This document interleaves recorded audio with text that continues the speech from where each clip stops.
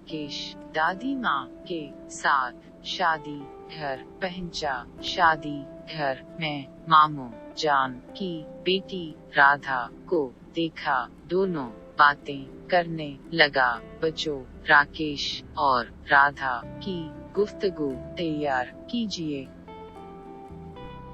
राधा, आपका नाम क्या है? राकेश, मेरा नाम राकेश। और आपका नाम? राधा, मैं राधा हूँ। राकेश, क्या आप ठीक हैं ना? राधा, जी ठीक है, आओ हम खिली।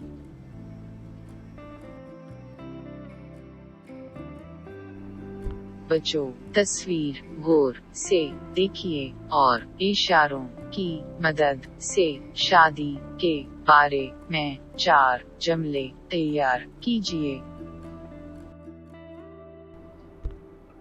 इशारे: मेहंदी, दुल्हन, सहेलियां, लोग, दुल्हना, शादी घर सजाया, लड़कियां, अपना, शरबत।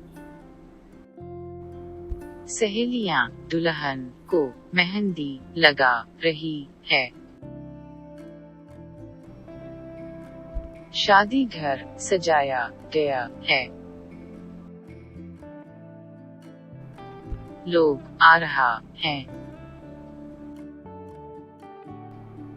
सहेलियां दुल्हन को सजा रही हैं।